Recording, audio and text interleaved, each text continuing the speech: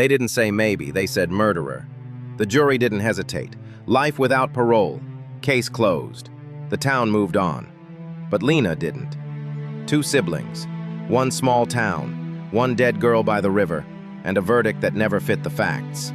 Friday night, summer heat, the kind that makes tempers short. 9:42 p.m., the last text. "You home?" She never answered. Then sirens, flashing lights. A body under the bridge. Tessa Calder, 17, star athlete, gone. Police tape everywhere. And standing off to the side, cuffs tight, face blank, Marcus Reid, 21, mechanic, Tessa's friend, Lena's brother. The cops said he was jealous. They said witnesses heard them arguing. They said his hoodie was wet. They said the scratches on his arm proved a struggle. What they didn't say? It rained that night. Everyone was wet. The scratches? From pulling a car out of a ditch. The witness? Tessa's jealous ex-boyfriend. But none of that mattered. The town wanted a villain. Marcus became that villain. The trial moved fast. The prosecutor painted him angry, desperate, obsessed. The jury cried at Tessa's photo. The verdict came quick. Guilty. Life. Lena sat frozen, hearing her brother whisper, "I didn't." She said, "I know." And from that day, she promised herself she'd prove it. Years passed. Lena worked days at a pharmacy. Nights, she studied law. Weekends, she dug through files, police notes, anything. She learned words like chain of custody and Brady violation. She called every witness. She sent letters no one answered. But then, one did. A letter. No return address. 1 sentence. "Check who left the diner with Tessa. Then look at his truck bed." Lena pulled photos, maps, everything she could. In the background of a police shot, silver F-150. Never logged, never mentioned. Registered to a deputy's cousin. The same cousin who was best friends with Tessa's ex. She dug deeper, found an evidence tag. A canvas strap pulled from the river. Unused in trial, never tested. She sent it to a private lab. Weeks later, results came back. Paint transfer. Automotive. Ford truck bed. Same make, same model. 10 years in, she caught a break. A new district attorney. A retired homicide detective reviewing old cases. He studied the timeline. Drove the route himself. From the diner to the bridge. It took 35 minutes. The prosecution said 15. He said, impossible. Science had changed too. The river waterproof wasn't proof anymore. Secondary transfer. Environmental mix. The case started to crumble. Then came the phone records. The ex's phone pinged 3 miles away during the supposed fight. And those dumpsters he claimed he hid behind? Removed a month before. Lies unraveling. A warrant went out for the truck, found rusting behind a barn. They sprayed luminol in the bed. The glow lit up faint and blue, streaks consistent with a body dragged toward the tailgate. The strap matched perfectly. The ex's cousin lawyered up. The ex disappeared. Still no confession. But an old friend of the ex came forward, said he bragged after a night of drinking, made her shut up. River takes what you feed it. That line stuck like a knife. Finally, a hearing. The courtroom smaller now, but heavier. Marcus in chains, Lena gripping his hand. The DA didn't fight. He listened. The judge read the motion. The state can no longer defend this conviction. Silence. Then, conviction vacated. Lena didn't breathe. Marcus looked at his wrists. No cuffs, just skin. 20 years gone, but freedom in reach. Cameras outside. Reporters asking what he'd say first. He said, "She never stopped." He meant his sister. But freedom isn't peace. It's another kind of sentence. Marcus had to rebuild. Lena had to keep going. Because the real killer? Still free. Months later, a break. A new witness. Said he saw that silver truck near the rail yard that night. Heard shouting. A thud. Silence. Said he was scared. Said he was sorry. The grand jury reopened the case. Subpoenas, depositions, pressure. One man cracked. Admitted to lending his truck to the ex. Admitted he saw Tessa leave with him. The puzzle finally fit. People asked Lena why she fought so long. She said, "Because I was there the night he came home from kindergarten and gave me a macaroni heart."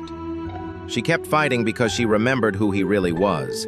The system punishes fast. It corrects slow. She forced it to correct. And then, one last twist. A voicemail recovered from Tessa's phone. Timestamp, 9:46 p.m. Wind in the background. Her voice whispering one name. Not Marcus. Another name. The name that links the diner, the rail yard, and that truck. That voicemail changes everything. Because the river didn't take all the evidence. It left one truth floating just beneath the surface. The verdict was gone. The cell was empty. For the first time in 20 years, Marcus Reid walked free. But the story wasn't over. Freedom didn't mean justice. It meant unfinished business. Lena thought it was done. It wasn't. The town still whispered. Maybe he got lucky. Maybe she found a loophole. But Lena had something no one else did. A voicemail. 9:46 p.m. Tessa's voice. Wind in the background. She says one name, not Marcus, not her ex, someone else. A name the town knew, a name that never came up in court. Lena played it over and over. He's here. Then static, silence. The timestamp proved Tessa was alive when Marcus was already home. That one message could rewrite everything. But who was he? The name was drowned by wind. Lena cleaned the audio, filtered it, ran it through a lab. It sounded like Dan or Dane or maybe It wasn't clear. So she started digging. She made a list of every Dan in Tessa's life. Dan from the diner, Daniel from the team, Deputy Dane Keller from the county office. Each one with an alibi, on paper.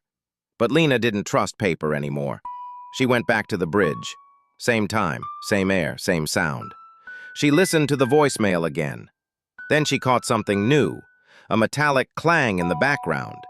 She sent it to an audio engineer. He said, "That's industrial, like steel, like a rail yard." Her heart dropped. That's exactly where Tessa's phone last pinged. So Lena drove there. The place was dead. Weeds, rust, silence. She stepped inside an old freight shed. The air smelled like dust and ghosts. Then, behind a pile of drums, something blue, mud-caked, torn. A sleeve. She pulled it free. It was fabric from Tessa's jacket, the one police said the river took. Lena called the detective. The team dug. Dirt. Bones. Buttons. A gold ring engraved T.C. Tessa called her. The river didn't take her. Someone buried her. Marcus stared at the news, whispering, they knew. They knew she wasn't in the river. The lab confirmed DNA, but there was more. Near the remains, they found a rusted metal piece with a serial number. Police-issued flashlight. Only one deputy's flashlight was logged missing that week, Deputy Dane Keller. The same man who testified Marcus looked angry.